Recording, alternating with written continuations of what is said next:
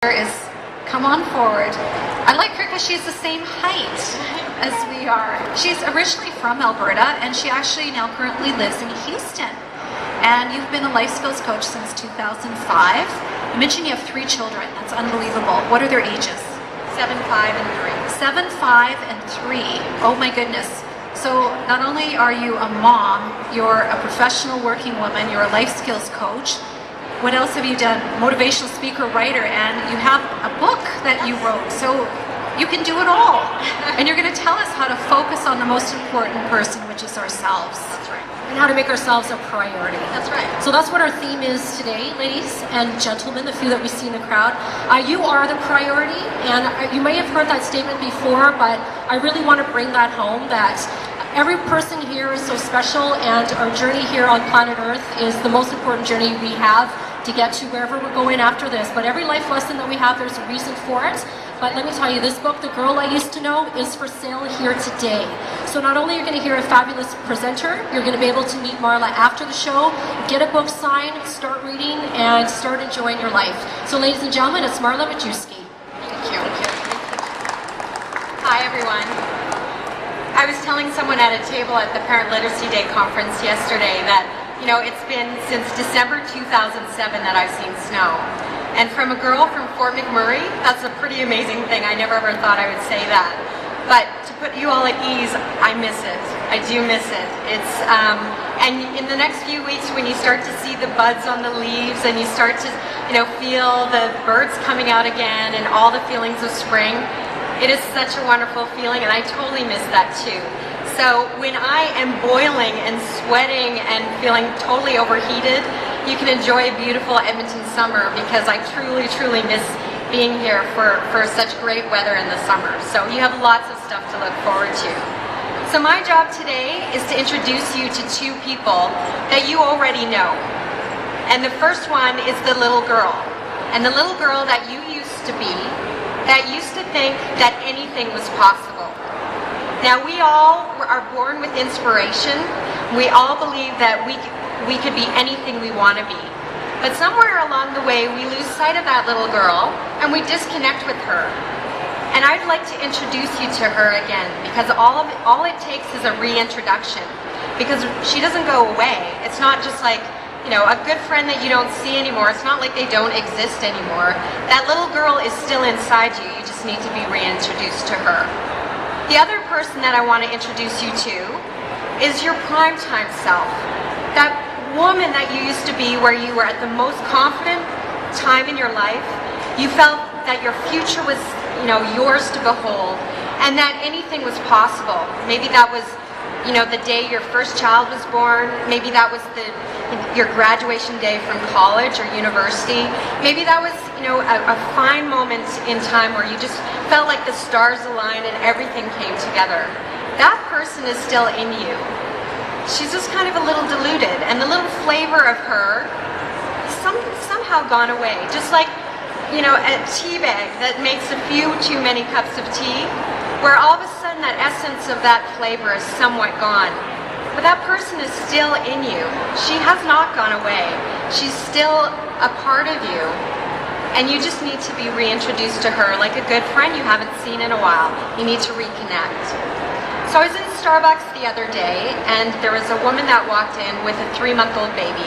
And when I see a baby, I get all warm in my heart, and I run up to them and I ask them, how old is your baby? Oh, you know, is this your first child? And I get all super excited. And some people, you know, you remember your first child experience, where everyone was magnetized to your new son or daughter. And she said, well, my baby's 3 months old, and I asked her if it was her first one, and she said, no, I have 3 others. I have an 11-year-old, a 7-year-old, and a 4-year-old. Now, I had mine a little, you know, fewer, a little closer together. So I thought, wow, that's, you know, I was thinking, you know, permanent diaper bag, right, for the last 11 years. So I asked her, that's, you know, that's a long time to always have a baby. And she said to me, well, you know what? I don't know who I'll be once I no longer have a baby. Now think of that for a moment. A lot of times we place the roles that we play, and we incorrectly think that that's who we are. So I'm a mom, but that's not who I am. I'm a speaker, but that's not who I am. And I'm a minivan driver, but that's certainly not who I am. I'm all these things, but the risk when we place all of our identity in the roles that we play, is that with certainty, your roles will change. And so the woman in Starbucks is not always going to have a baby. And I remember my husband and I kind of feeling a little bit of mourning when we realized that we weren't these, this young couple with young kids. Now we're just a couple with kids. And there's a little bit of a grief process that goes when you realize that you're not going to have another child. So when you place your whole identity and your identity change and your roles change, you kind of feel like you're Swiss cheese. And that happens with a lot of women, especially when we change from, professional career, and then we move to a focus on family. We feel like a little bit of ourselves is missing. And it's not, it's just that our roles have changed. And so with certainty, your roles will change. And so you need to identify with your flavor, your essence of who you are, and all the qualities that make you a good mom or a good professional, whatever occupation you do, or a good friend or a good sister or daughter. You need to figure out all those qualities. A lot of times, when we get hired for a job, we're this young whippersnapper, whatever, and there's a reason why they hire us. But somewhere along the way, like the tea bag, our qualities get diluted. And we're sitting in a job and we can't really see the great ways we can improve that office, or we can't see the special personal things that we can do, or we can't see the qualities in ourselves that we got hired in the first place in our jobs anymore. We just feel comfortable. We feel diluted. So did you know that if you put a frog in a pot of boiled water, lukewarm water, and you slowly change the temperature of that water, the frog will not realize that the water is changing. And so slowly, we change the water, and that frog will boil to death. Now as women, the same thing happens to us. Our lives gradually change. We slowly get married, add one child, second child, 3 children, 4th child for this Starbucks woman, right? All of a sudden, we don't have any alarms going off saying, hey, I haven't thought of myself in a month, in 6 months, in a year. We just think it's normal, like the frog. We're in an environment that feels comfortable, like it's always been. So we need to check in with ourselves and say, would my primetime girl say that this situation is okay? Is the little girl that thought anything was possible and that anything that she wanted, she just had to dream of it and it would be so? Would she be okay with that almost near boiling type environment? What would she say to you? What would your primetime girl say to you in the situation or the life circumstance that you have in right now? So how do we revive our flavor?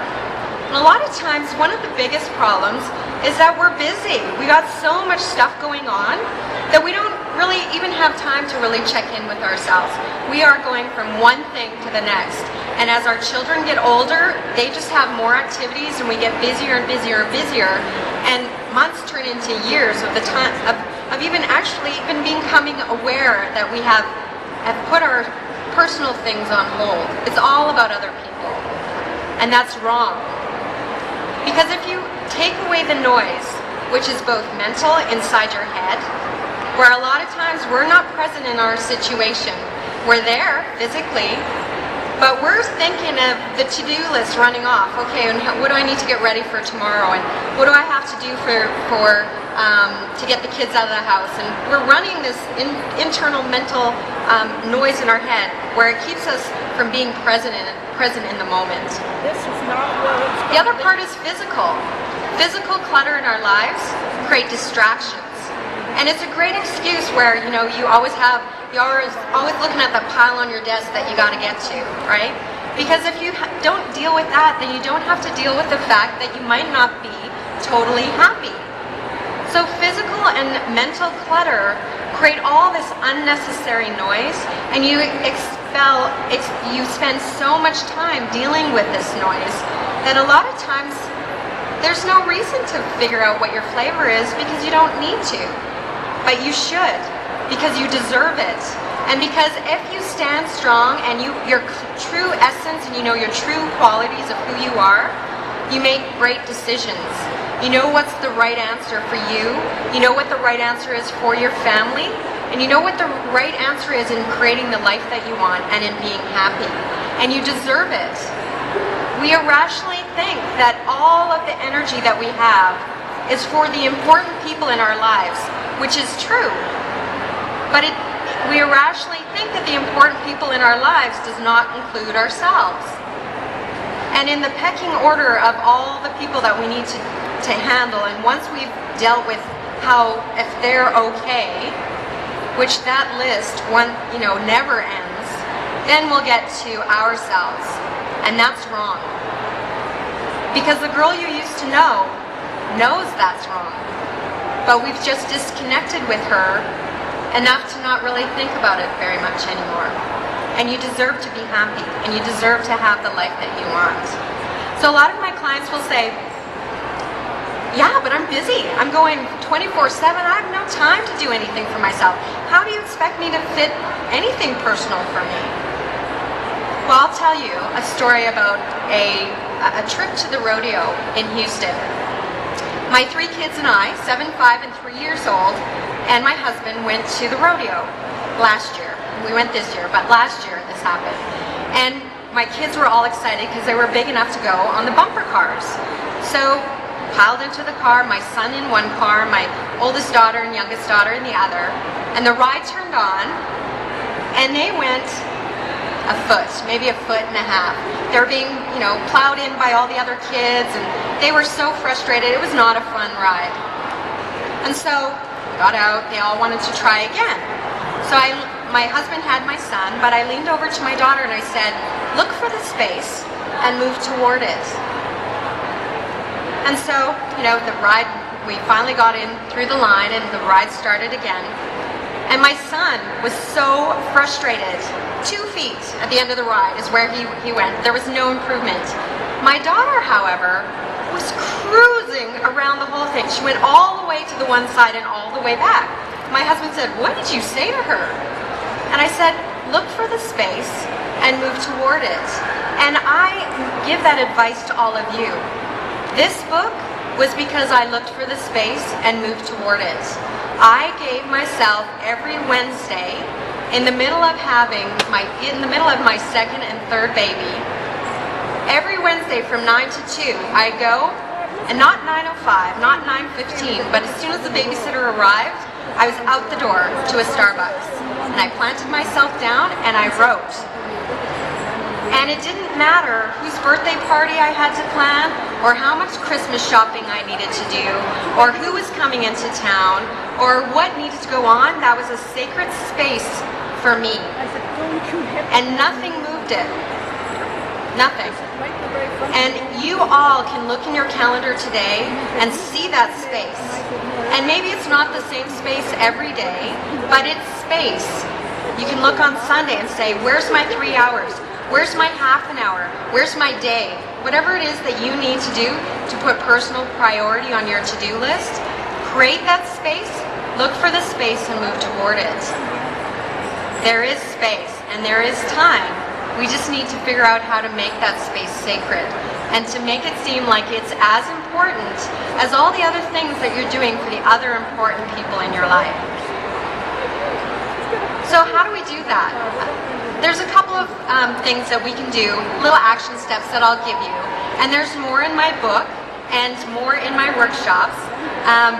But I'll tell you a few right now. I think all of you need to go on a girls' night out, but not the regular one. And not with your girlfriends. With the girls that I just reintroduced you to. The little girl and your primetime girl. So find a space, find some time, and be with them. What would they say to you? And maybe that's, going to a coffee shop and writing in a journal. Maybe that's sitting in a comfortable chair when the house is quiet. Maybe that's going for a nice drive by yourself. Wherever that is and whatever time or space that works for you, find that time and go for a girls' night out. And listen to what they say to you. If you had a conversation with each of these women, what would they say to you? What would they want? What would they expect that your life would be like at this stage in your life? What's missing? What natural skill or natural interest did you have at those points in your life that you suddenly forgot about? Because those women are not separate from you. And those qualities that both of those girls have not gone from you.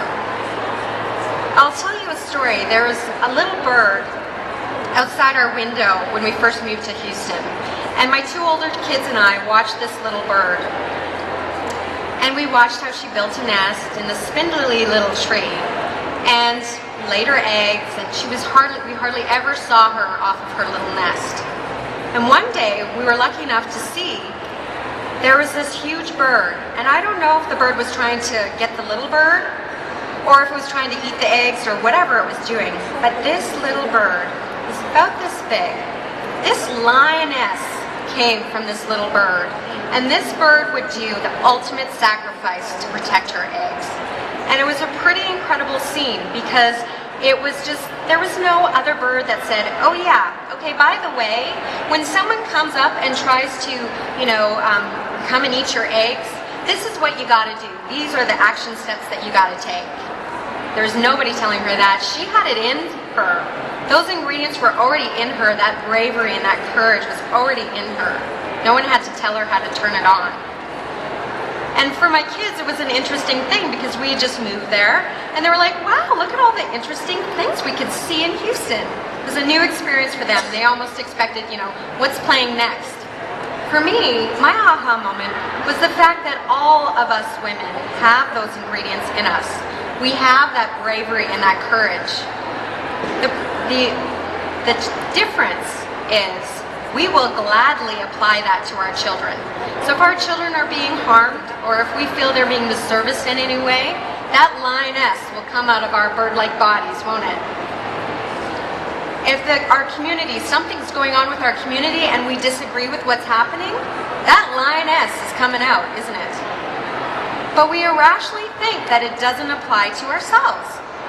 We can't be brave, we can't be courageous when it comes to things that are personal for us because we feel guilty or we feel selfish, which is wrong, because we are just as important and we deserve just as much bravery and courageousness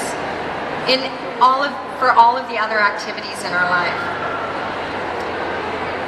So we need to put ourselves on our to-do list. And we all have one, don't we?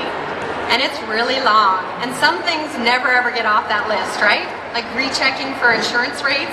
I think I've had that on there for 2 years, right? But let's figure out what we want to do, okay? What are our things that we've kind of put on a shelf or on the back burner and thought, okay, when the kids are older, when we know my husband's job's okay, when I'm less busy with the kids' activities, we have a big long list that justifies why we don't take action. But if we put it on the list, on our to-do list, right? It's like going to Costco, right? It gets done, right?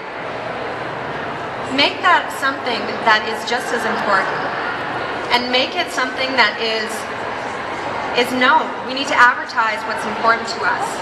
A client of mine told me that she was going through a little bit of a midlife crisis. And she told me that her son was going into junior high, and all of a sudden she had this realization that her children didn't really need her anymore, or as much. And she was kind of feeling, because she'd placed so much in her identity in the role that she played, that she was kind of losing a bit of herself. It was a transition in her life. That chapter was coming to an end. And with certainty, that chapter will come for all of you too if you have young children. So she said, and she talked to her little girl, and her little girl had always wanted to write children's books. She was an accountant by profession, and so those were kind of a little off. But I told her to go home and talk to her husband about this interest of hers. So she came back and reported back to me, and she said, "Wow, an interesting thing happened." I was all prepared to talk to my husband about this whole, children's book writing thing. And in my head, I thought of all the reasons why it wouldn't work at this time in our lives. So the way she explained it was, I'm interested in doing this. This has been, I forgot that this is one of my childhood dreams. But, with the kids doing this and that, she gave all the excuses of why he didn't need to support her. And a funny thing happened. First of all, he'd never heard of this. And they had been married for 20-something years. He'd never heard of this whole interest in children's books. But another interesting thing happened. She thought that she could already justify why he didn't need to support her, and he gave her 5 reasons of why he could. So if you don't advertise the things that you want in your life or the interests that you have have this inspired circle of people around you that genuinely want you to do well and want you to be happy. They just need to know what makes you happy. So need to advertise what you want in your life. I am sure going to mention that. So one other thing that you need to do to be the girl that you used to know is to fake it until you make it. So a lot of times we think back to that prime time self and go, wow, I'm not as confident as I used to be. I used to be this little whippersnapper. For me, I actually wrote on my resume, 5'2" and full of fire. Kind of embarrassed about that. It actually got me a lot of interviews. But I believed that. I believed I was 5'2" and full of fire. But if all of a sudden you realize I'm not as confident as that 5'2" and full of fire girl, fake it till you make it. Go a whole morning acting like that 5'2" and full of fire girl and see what happens. Say I'm going to take her perspective the entire day and see what happens. On the flip side of that, your little girl didn't think that she thought your potential was limitless. There was nothing that you couldn't do. And we're born with that. Life kind of has a funny way of sort of eroding that on us. But we're born with it. Like the whole brave little bird. We're born with that. Our possibilities are really truly limitless. So fake it till you make it. Have that perception for an entire morning or an entire day and see what happens. See how much power that you have already inside you, that ingredient that's already inside you, and see what happens. So I'm going to leave you with that. I'm glad you're all here. I hope you enjoy the rest of the women's show. My book is available there, and you're welcome to have a signed copy if you wish for $20. I will be doing a workshop mid-October. The details are still being worked out, but it will be on my website. I'll be back in Edmonton in mid-October, October 15th, 16th. So stay tuned for that, and I'm really happy to be here. Thank you so much for listening. Thank you very much, Miss Marla. Before you run off stage, are there any questions in our studio audience? I've always wanted to say studio audience. I'll stand over here. Any questions? Maybe a question from Dr. Gans. That's right, Dr. Gans. What was it that got you thinking that you had to be number one in your life? I was kind of going into a bit of a funk. I had left a really great marketing job in Calgary we were relocated to Manhattan. We actually lived in Connecticut, but my husband worked in Manhattan. And so I hadn't really decided to stop my career, and I was 2 weeks away from my due date with my second child. So there were a whole bunch of things going on. And so we were in a new country, in a new city, with a new baby, and no career, and with a toddler, and no support system around me. And so I got into a bit of a funk. And I really felt like I was Swiss cheese. I didn't know who I was. I was a marketing person, and I wasn't, a stay-at-home mom with no friends, right? And so I really, really struggled with that. And with my market research background, I thought, okay, I need to create a project here to get me through this. And it was one of the projects that I've always thought in marketing things for women I've always had chicken scratches of what I'd ask if I was the one running or paying for the research.